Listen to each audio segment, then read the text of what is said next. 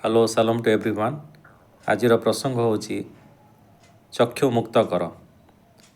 ଦ୍ୱିତୀୟ ରାଜାବଳୀ 6:17 ପଦରେ ଆମେ ଦେଖୁଛୁ ଭବିଷ୍ୟବକ୍ତା ଇଲିସାୟ ସେ ଏକ ପ୍ରାର୍ଥନା କରୁଛନ୍ତି। ପୁଣି ଇଲିସାୟ ପ୍ରାର୍ଥନା କରି କହିଲେ, ହେ ସଦାପ୍ରଭୁ, ମୁଁ ବିନୟ କରୁଅଛି, ସେ ଯେପରି ଦେଖିପାରିବ ଏଥିପାଇଁ ତାହାର ଚକ୍ଷୁ ମୁକ୍ତ କର। ପୁଣି ସଦାପ୍ରଭୁ ସେହି ଯୁବା ଲୋକର ଚକ୍ଷୁ ମୁକ୍ତ କଲେ, ଆଉ ସେ ଦେଖିଲା। ପୁଣି ଦେଖ, ପର୍ବତ ଇଲିସାୟଙ୍କ ଚତୁର୍ଦିଗରେ ଅଗ୍ନିମୟ ଅଶ୍ୱ ଓ ରଥରେ ପରିପୂର୍ଣ୍ଣ ଥିଲା। ହାଲେଲୁୟା। ଖ୍ରୀଷ୍ଟରେ ମୋର ପ୍ରିୟ ପ୍ରଭୁଙ୍କ ଲୋକମାନେ, ଏଠାରେ ଆମେ ଦେଖୁଛୁ ଏକ ଭବିଷ୍ୟତ ବକ୍ତାଙ୍କର ପ୍ରାର୍ଥନା ତାଙ୍କ ଦାସଙ୍କ ନିମନ୍ତେ। ଯେଉଁ ଦାସ କି ଭୟଭୀତ ହୋଇ ସେ ଆସି ତାଙ୍କୁ ସମାଚାର ଦେଲା 15 ପଦରେ, ଆଉ ଏଥିରେ ପରମେଶ୍ୱରଙ୍କ ଲୋକଙ୍କ ସେବକ ପ୍ରଭାତରେ ଉଠି ବାହାରକୁ ଯାଆନ୍ତି। ଦେଖ, ଏକ ସୈନ୍ୟ ଦଳ ଅଶ୍ୱ ଓ ରଥ ସହିତ ନଗରର ଚତୁର୍ଦିଗ ବେଷ୍ଟନ କରିଅଛନ୍ତି। ତହୁଁ ତାହାଙ୍କ ଦାସ ଅର୍ଥାତ୍ ଇଲିସାୟଙ୍କ ଦାସ କହିଲା, ହାୟ ମୋର ପ୍ରଭୁ, ଆମ୍ଭେମାନେ କ'ଣ କରିବା? ସେ ଭୟଭୀତ ଅବସ୍ଥାରେ ଆସି ଆଉ ପ୍ରଭୁଙ୍କର ଦାସଙ୍କୁ ଅର୍ଥାତ୍ ଭବିଷ୍ୟତ ବକ୍ତାଙ୍କୁ ଏହି ସମାଚାର ଦେବା ସମୟରେ ଭବିଷ୍ୟତ ବକ୍ତା ଇଲିସାୟ ଏହି ପ୍ରାର୍ଥନାକୁ ରଖୁଅଛନ୍ତି। ସଦାପ୍ରଭୁ, ଏହାର ଚକ୍ଷୁକୁ ତୁମେ ପ୍ରସନ୍ନ କର, ଏହା ଚକ୍ଷୁକୁ ତୁମେ ମୁକ୍ତ କର।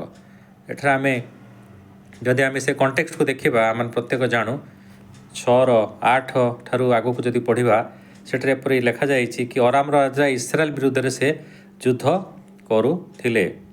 ଆଉ ସେହି ସମୟରେ ସେତେବେଳେ ଦେଖୁଛୁ, ମାତ୍ର ସେ ଯେତେବେଳେ ଆପଣ ଦାସମାନଙ୍କ ସହିତ ମନ୍ତ୍ରଣା କରି କହେ, ଏହି ସ୍ଥାନରେ ମୋହର ଛାଉଣି ହେବ, ଆଉ ସେତେବେଳେ ପରମେଶ୍ୱରଙ୍କ ଲୋକ ଅର୍ଥାତ୍ ଇଲିସାୟ ଭବିଷ୍ୟତ ବକ୍ତା କ'ଣ କରୁଥିଲେ? ଇସ୍ରାଏଲର ରାଜାଙ୍କ ନିକଟକୁ ସେ କହି ପଠାଉଥିଲେ କି ସାବଧାନ, ତୁମ୍ଭେ ସେହି ସ୍ଥାନ ଦେଇ ଯିବ ନାହିଁ, କାରଣ ଅରାମୀୟମାନେ ସେହି ସ୍ଥାନକୁ ଓହ୍ଲାଇ ଆସୁଅଛନ୍ତି। ହାଲେଲୁୟା। ତେଣୁ ଏ ସମସ୍ତ ସିକ୍ରେଟ୍ ବିଷୟକୁ ସେ ଜଣାଉଥିଲେ ଅର୍ଥାତ୍ ରିଭିଲ୍ କରୁଥିଲେ। ଏହି ସମସ୍ତ ବିଷୟ ଶୁଣିବା ପରେ ଅରାମର ରାଜା ଭାବୁଥିଲେ କି ମୁଁ ଏତେ ଚେଷ୍ଟା କଲେ ମଧ୍ୟ କାହିଁକି ବିଫଳ ହେଉଛି। ଯେତେବେଳେ ସେ ତାଙ୍କର ଲୋକମାନଙ୍କ ସହିତ ସେ ଆଲୋଚନା କରୁଛନ୍ତି, ଆଉ ସେ ସମୟରେ 12 ପଦ ଲେଖାଯାଇଛି, ଏଥିରେ ତାହାର ଦାସମାନେ ଅରାମର ରାଜାର ଦାସମାନେ ମଧ୍ୟରୁ ଜଣେ ତାଙ୍କୁ କହୁଛନ୍ତି, ନା ହେ ମୋର ପ୍ରଭୁ ମହାରାଜ, ମାତ୍ର ଆପଣ ନିଜ ଶୟନ ଗୃହରେ ଯାହା ଯାହା କହନ୍ତି ସେସବୁ କଥା ଇସ୍ରାଏଲର ମଧ୍ୟବର୍ତ୍ତୀ ଇଲିସାୟ ଭବିଷ୍ୟତ ବକ୍ତା ଇସ୍ରାଏଲ ରାଜାକୁ ତାହା ଜଣାଏ। ହାଲେଲୁୟା। ତେଣୁ ମୋର ପ୍ରିୟମାନେ, ଶୟନ ଗୃହରେ ସେ ଯାହା ଯାହା ଆଲୋଚନା କରନ୍ତି ବା କଥାବାର୍ତ୍ତା କରନ୍ତି ସେ ବିଷୟ ଇଲିସାୟ ଭବିଷ୍ୟତ ବକ୍ତା ଇସ୍ରାଏଲ ରାଜାକୁ ଜଣାନ୍ତି ବୋଲି ଏହି ସମାଚାର ପାଇବା ପରେ ସେ ମଧ୍ୟ ତାଙ୍କର ସେହି ସମସ୍ତ ଯୋଜନା ଅନୁସାରେ ଆଗକୁ ବଢ଼ିଲେ, କିପରି ଭାବରେ ସେ ଏହି ସମସ୍ତ ବିଷୟକୁ ନେଇକି ସେ ଆଉ ଇସ୍ରାଏଲ ରାଜାକୁ ସେ ଆକ୍ରମଣ କରିବେ। କିନ୍ତୁ ତାଙ୍କ ଯୋଜନାରେ ସେ ସଫଳୀକୃତ ହୋଇପାରିବେ ନାହିଁ ବା ହୋଇପାରିଲେ ନାହିଁ। ଏ ସମସ୍ତ ବିଷୟ ଆମେ ପ୍ରତ୍ୟେକ ଜାଣୁ। ଏଠାରେ ଆମେ ଦେଖୁ ଯେତେବେଳେ ସେ ଆଗକୁ ବଢ଼ୁଛନ୍ତି, ବଢ଼ିବା ସମୟରେ ଆଉ ଇଲିସାୟଙ୍କର ସେ ଦାସ ଯେତେବେଳେ ଏହି ସମସ୍ତ ଲୋକମାନଙ୍କୁ ସକାଳୁ ଉଠି ଦେଖିଛନ୍ତି, ସେ ଭୟଭୀତ ହୋଇଯାଇଛନ୍ତି। ଭୟଭୀତ ହୋଇ ସେ ଇଲିସାୟଙ୍କୁ ଏ ସମାଚାର ଦେଲେ। ଆଉ ସେତେବେଳେ 6:16 ପଦରେ ଲେଖାଯାଇଛି, ତହିଁରେ ସେ ଉତ୍ତର କଲେ, ଭୟ କର ନାହିଁ।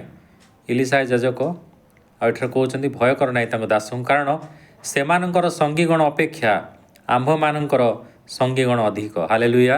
କାରଣ ସେ ଜାଣିଥିଲେ ଯେ ସର୍ବଶକ୍ତିମାନ ପରମେଶ୍ୱର ତାଙ୍କ ସହିତ ଅଛନ୍ତି। କାରଣ ଯୁଦ୍ଧ ଆମ୍ଭର ନୁହେଁ, ତା ସଦାପ୍ରଭୁଙ୍କର। ତେଣୁ ସେ ଏଠାରେ ତାଙ୍କୁ ଭରସା ଦେଉଛନ୍ତି, ସାହସ ଦେଉଛନ୍ତି। ତା ସହିତ 17 ପଦରେ ସେ ଏକ ପ୍ରାର୍ଥନା କରିଅଛନ୍ତି, ଯେଉଁ ପ୍ରାର୍ଥନା ଆମେ ବର୍ତ୍ତମାନ ପଢ଼ିଲୁ। ସେଇଟା ଲେଖାଯାଇଛି କି ମୁଁ ବିନୟ କରୁଅଛି। ସଦାପ୍ରଭୁଙ୍କୁ ସେ ପ୍ରାର୍ଥନା କରୁଛନ୍ତି, ଏକ ହମ୍ବୁଲ୍ ପ୍ରେୟାର। ଆଉ ସେ ରିକ୍ୱେଷ୍ଟ କରୁଛନ୍ତି କି ତାହାର ଚକ୍ଷୁକୁ ତୁମେ ମୁକ୍ତ କର। ଯେତେବେଳେ ତାର ଚକ୍ଷୁକୁ ମୁକ୍ତ କରାଯାଉଛି, ଖୋଲାଯାଉଛି, ଆଉ ଇଂଲିଶ ଲେଖାଯାଇଛି help him to see, open his eyes and help him to see. ଯେତେବେଳେ ସେ ତାକୁ ଦେଖିବା ପାଇଁ ସାହାଯ୍ୟ କର, ଅର୍ଥାତ୍ କ'ଣ ସେ ତା ଚକ୍ଷୁ କ'ଣ ଅନ୍ଧ ଥିଲା କି ତାହା ନୁହେଁ, କିନ୍ତୁ ସେ ଦେଖିପାରୁଥିଲା, କିନ୍ତୁ ଜାଗତିକ ବିଷୟ ଦେଖୁଥିଲା। କିନ୍ତୁ ଆତ୍ମିକ ବିଷୟକୁ ଦେଖିବା ପାଇଁ ପ୍ରଭୁଙ୍କର ଦାସ ତାଙ୍କ ନିମନ୍ତେ ପ୍ରାର୍ଥନା କରିବା ସମୟରେ ଆଉ ସେ ଚକ୍ଷୁ ଉନ୍ମୁକ୍ତ ହୋଇଯାଇଛି। ହାଲେଲୁୟା।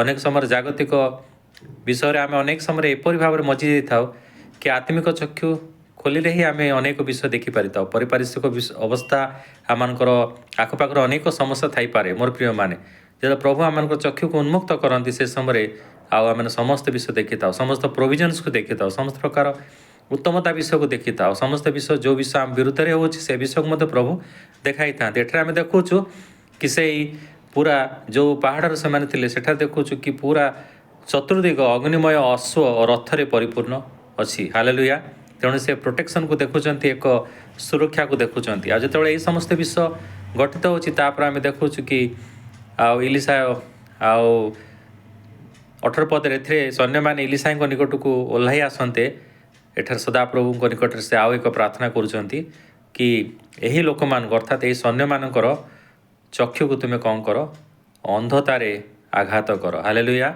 आम एठार देखुचु से अंधतारे आघात हेले आते से अंधतारे आघात करागला से किसी देखिपार ना से इलिशा को पछे पछे आसुँच आते 19 पद लेखा से इलिशा से कहले ए से पथ नुहे कि ए से नगर नुहे मो पछे पछे आस आमे माने जो लोक को खोजु अच्छु मु ताहा कथि कि तुम मानू नहीं जीव हालेलुया आउ जो इस्राएल जातिर आउ परास्त निमंते से माने आछंती युद्ध निमंते आछंती आउ सेमानकर निकट को मुझे जीवी कही इलिशा तांको गाइड करुँच एत गाइड करुँच से समय मोर प्रिय मैंने आउ नहीं कि से समरिया पर्यंत कढ़ाई नेले 20 पद लिखा जाए एथिरे से समरिया उपस्थित हुंते इलिशा तृतीय एक प्रार्थना करुँच से प्रार्थना होची हे सदाप्रभु ए लोक मान चक्षु को तुम्हें कौन कर मुक्त कर जेपरी एम देखिपारे हालेलुया प्रथम प्रार्थना से कले हे प्रभु ए दासर चक्षु को तुम्हें मुक्त कर अर्थात जितेबाला से चक्षु आत्मिक चक्षु को खोलिले से समस्त अग्निमय अश्व को और रथ को से देखिपारे से सुरक्षा को देखिपारे आउ जितेबाला से सैन्य मैंने तलू को आसिले से आम देखुचु कि से भयभीत न होगापाई प्रभुंर दास प्रार्थना करी आउ से अंधतार आउ आघात करागला आउ से अंध हो गले तापर आम देखुचु पुनश्च से चक्षु को मुक्त करने एक प्रार्थना प्रभु दास करुँच चक्षु मुक्त है तहु सदाप्रभु से चक्षु मुक्त करते से देखिले आउ देख से समरिया मध्य अच्छा हालेलुया आज जो समरिया से जाऊँच आम प्रत्येक देखू इस्राएल राजा पचारुंट कि मु कौन प्रभु एम को आघात करी किंतु से आदेश दौरान कि से तुम्हें आघात कर ना से सम्मुख रोटी और जल तुम्हें रख आउ आराम सैन्य दल आउ इस्राएल देश को केवे आसिले ना हालेलुया तेणु प्रभु प्रकृतर सुरक्षादाता परमेश्वर तेणु मोर प्रिय प्रभु लोक मैंने एठार देखुचु कि इलिशांकर एक प्रार्थना एक भक्तिपूर्ण प्रार्थना जो प्रार्थना से चक्षु को खोलिबापाई अर्थात से आत्मिक चक्षु को खोलिबापाई से प्रार्थना करिसेंती तांको दासंग निमंते आउ से सफलीकृत हेले आउ से कार्य मध्य देखुचु कि से समस्त प्रभुंकर से सुरक्षा को से देखि पारथिले प्रभुंकर से प्रोविजन्स को से देखि पारथिले कि प्रभु असंभव को संभवकारी परमेश्वर यदि आम देखा वाक्यर मध्य आउ गीतोपदेश 15:3 लिखा जाए सदाप्रभुंकर चक्षु सर्वत्र थाई अधम उत्तम लोकों को निरीक्षण करे हालेलुया सदाप्रभुंकर चक्षु सर्वत्र रोचे कारण से होचंती ओमनी प्रेजेंट गॉड आउ से समस्त विश्व को समस्त लोक मानू से निरीक्षण करुँच तेणु मोर प्रिय माने आपण माने भूली जातु ना कि से आम प्रति आज तांको नजर ना से समस्त प्रति तांकर नजर को से रखी अच्छा तेणु तांकर चक्षु सर्वत्र थाई अधम उत्तम उभय लोक से निरीक्षण कर जो मैंने भल काम कर जो मैंने खराब काम कर प्रत्येक को से निरीक्षण कर गीत संहिता 119:18 लिखा जाए तुम्हें मोर चक्षु को प्रसन्न कर दाऊद कहते हे प्रभु तुम्हें मो चक्षु को प्रसन्न कर तहिरे मु तुम व्यवस्थार आश्चर्य विषय मैंने देखिपार हालेलुया से प्रार्थना कर प्रभु मो व्यवस्थार आश्चर्य विषय मैंने देखिपार जदि तुम्हें मो चक्षु को प्रसन्न कर तेणु से प्रार्थना से कर तार अर्थ नहीं तार अर्थ यह नुहे जे से देखिपार ना किंतु आत्मिक चक्षु खोलिले व्यवस्थार जो विषय प्रभु तांको शिखापी चाहती से समस्त विषय को से आज शिखापी इच्छा करी प्रार्थना कर कि प्रभु मोर चक्षु को तुम्हें प्रसन्न कर मो चक्षु को तुम्हें आज खोली दियो जहाद्वारा तुम व्यवस्थार मु उत्तम विषय मान आश्चर्य विषय मान देखिपारि एफिसियो 1 आपर एक सुंदर विषय लिखा जाए 17 जो देखा जेपरी आम प्रभु जीशु ख्रीष्टर ईश्वर गौरवमय पिता ताहांक संबंधी संपूर्ण ज्ञान पाइबा निमंते तुम मानकर ज्ञान और प्रत्यादेशर आत्मा प्रदान करती से तुम मानकर आंतरिक चक्षु प्रसन्न हुंते ताहांक आह्वान भरोसा कौन साधु मान मध्य ताहांकर अधिकार गौरव स्वरूप धन कौन ପୁଣି ବିଶ୍ୱାସୀ ଯେ ଆମ୍ଭେମାନେ ତାହାଙ୍କ ଶକ୍ତିର କାର୍ଯ୍ୟସାଧକ ପରାକ୍ରମ ଅନୁସାରେ ଆମ୍ଭମାନଙ୍କ ପ୍ରତି ତାହାଙ୍କ ଶକ୍ତିର ଅତ୍ୟଧିକ ମହତ୍ତ୍ୱ କ'ଣ ଏହିସବୁ ଜାଣିପାର। ହାଲେଲୁୟା। ତେଣୁ ଏଠାରେ ଏକ ସୁନ୍ଦର ବିଷୟ ଲେଖାଯାଇଛି କି ତୁମମାନଙ୍କର ଆନ୍ତରିକ ଚକ୍ଷୁ ପ୍ରସନ୍ନ ହୁଅନ୍ତି। ତେଣୁ ଆଜିର ପ୍ରାର୍ଥନା ପ୍ରତ୍ୟେକ ମୋର ପ୍ରିୟ ଭାଇ ଭଉଣୀ ମାନେ ଆଜି ଆମେ ପ୍ରାର୍ଥନା କରିବ, ପ୍ରଭୁ ମୋର ଆନ୍ତରିକ ଚକ୍ଷୁକୁ ପ୍ରସନ୍ନ କର। ଯେପରି ଦାଉଦ ଲେଖୁଛନ୍ତି, ମୋର ଆନ୍ତରିକ ଚକ୍ଷୁକୁ ପ୍ରସନ୍ନ କର, ମୁଁ ବ୍ୟବସ୍ଥାର ଆଶ୍ଚର୍ଯ୍ୟ ବିଷୟମାନ ଦେଖିପାରିବି। କାରଣ ଅନେକ ବିଷୟ ଯେଉଁ ବିଷୟ ଆମମାନଙ୍କ ନିମନ୍ତେ ପ୍ରଭୁ ରଖିଛନ୍ତି ସେ ବାକ୍ୟରେ ସେ ବିଷୟ ଆଜି ଆମମାନଙ୍କୁ କଥା କହିବ। ପବିତ୍ର ଆତ୍ମା ଆମମାନଙ୍କୁ ସାହାଯ୍ୟ କରନ୍ତୁ। ସେଇ ଇଲିସାଇ ଭବିଷ୍ୟତ ବକ୍ତା ତାଙ୍କ ଦାସଙ୍କ ନିମନ୍ତେ ପ୍ରାର୍ଥନା କଲେ, ଚକ୍ଷୁକୁ ମୁକ୍ତ କର, ଖୋଲିଦିଅ ପ୍ରଭୁ ସେଇ ଆନ୍ତରିକ ଚକ୍ଷୁ, ଅର୍ଥାତ୍ ସେଇ ଯେଉଁ ଚକ୍ଷୁରେ ଆଜି ଆମମାନଙ୍କର ଆନ୍ତରିକ ବିଷୟ ବା ଆତ୍ମିକ ବିଷୟକୁ ଆମେ ଦେଖିପାରିବା, ସେଇ ବିଷୟ ଆଜି ଆମମାନଙ୍କୁ ପ୍ରଭୁ ଦେଖାନ୍ତୁ। ଆଜି ଜଗତର ଅନ୍ଧତାରେ ଆଜି ଆମମାନଙ୍କ ଚକ୍ଷୁ ଅନ୍ଧ ହୋଇଯାଇଛି ମୋର ପ୍ରିୟମାନେ, କିନ୍ତୁ ସେ ଆତ୍ମିକତାରେ ପ୍ରଭୁ ଆମମାନଙ୍କୁ ଆମ ଚକ୍ଷୁକୁ ପ୍ରସନ୍ନ କରନ୍ତୁ, ଯାହାଦ୍ୱାରା କି ଆମେ ସମସ୍ତ ବିଷୟ ଦେଖିପାରିବୁ ଆଉ ପ୍ରଭୁଙ୍କର ଗୌରବ କରିପାରିବୁ।